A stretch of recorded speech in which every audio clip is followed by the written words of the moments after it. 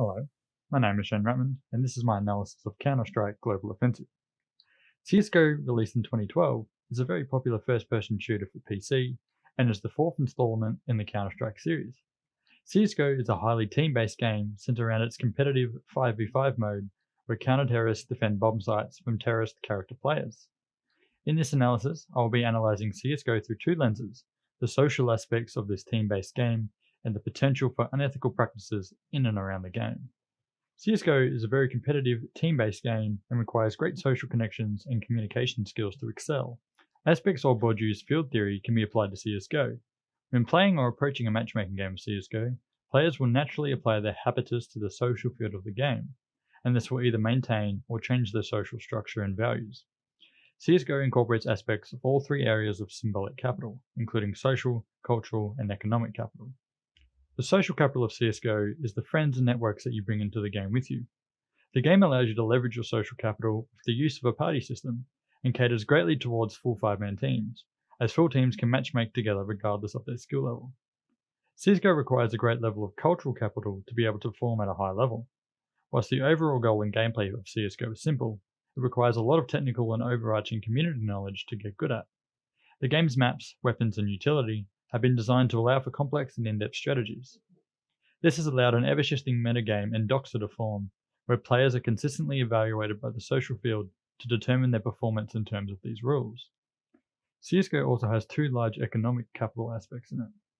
One is money in the form of skins, where skins are cosmetic overrides for in-game weapons and can cost up to thousands of dollars.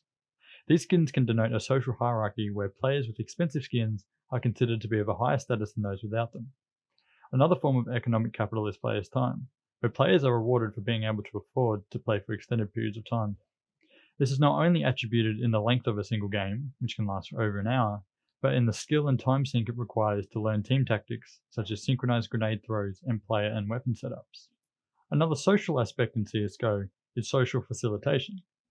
Social facilitation occurs in games where a player's performance changes depending on if they are being watched or not. CSGO incorporates aspects of this social facilitation into its gameplay, creating another layer of influence for players. For example, when a player dies, they are able to spectate their teammates who are still alive. This can influence the player who is last alive in the team, and their performance can change. This change can be seen where skilled and experienced players perform better in clutch situations, or where less skilled players struggle and get overwhelmed by the pressure. Further, CSGO has features where anyone can spectate any online matchmaking game, which can further contribute to this influence. The idea of social facilitation can be further extended to the playstyle of the game. When a player dies, they do not respawn. This puts a lot of emphasis on staying alive and doing things right. Since the game is highly team-based, players are constantly being observed and judged on their performance mid-game, which can compoundingly influence their performance. This facilitation may force some players to prefer to play casual game modes over competitive ones, as people are not analysing and judging your performance. Furthermore, the social field may decide to accept or exclude the player based on their observed performance. This can lead players to be kicked from the game via the voting system, being abused via voice chat, or griefed via in-game killing and disruption. Whilst the game implements features to limit this toxicity, such as temporary matchmaking cooldowns, it is an inevitable part of the social field. CSGO also incorporates practices that should be evaluated ethically. CSGO's microtransactions include loot boxes, weapon skins, music kits, stickers, and more. These types of microtransactions are typical in modern games. However, CSGO is one of the most extreme instances in purely cosmetic items when it comes to legality and ethics. Loot boxes are described as items in video games that can be paid for with real-world money and contain randomized contents. This type of chance-based game has been linked with problem gambling. A study of over 7,000 gamers found a link between the amount of money they spent on loot boxes and the extent to which this caused a problem in their everyday life, which was much higher when compared to buying regular, non-chance-based in-game items. However, when the games industry was confronted about the problems of in-game loot boxes, the Interactive Games and Entertainment Association for Australia released a document outlining that virtual items obtained in loot boxes are not money because they are only usable in-game and can't be cashed out or exchanged for real-world money. Additionally, they outlined that video game publishers, developers, and platforms typically do not allow loot boxes, virtual items, or game points to be traded, exchanged, sold, or gambled on external websites and services. CSGO, while not an Australian-based game, fails on all aspects. The skins bought and gambled inside CSGO all have monetary value.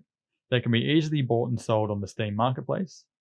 While the marketplace does not allow you to cash out real money, the funds can be used to buy anything on the Steam store, such as games, DLC, more skins, etc.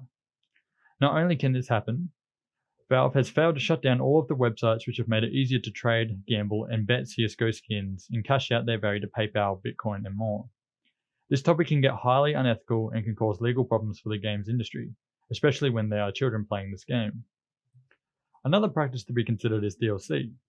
As downloadable content has increased in the games industry, it has been a point of contention for many people. Therefore, it has sparked a debate about whether or not DLC is beneficial to the industry, with some articles stating that it's exploiting customers. CSGO adds its own version of DLC, known as Operations, which add even more questionable practices to consider. Operations in CSGO add more maps and game modes to the game for players to enjoy. However, it only lasts for a certain period of time, with the latest Operation Hydra lasting for 6 months. After the time is up, the maps go away, and you are left with a virtual coin to show that you once bought the $5.99 access pass. Additionally, you can still buy the pass today, however you do not get any DLC. All you get is the commemorative coin. These additional time-gated practices can be seen as further exploiting consumers, as they would typically expect that when they buy extra content, they get to keep it.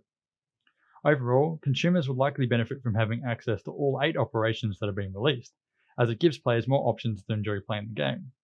Additionally, CSGO has been known for adding and removing maps from the game at will, which may come as a concern of players who bought the game thinking they would be receiving a certain experience for it to be taken away at any time.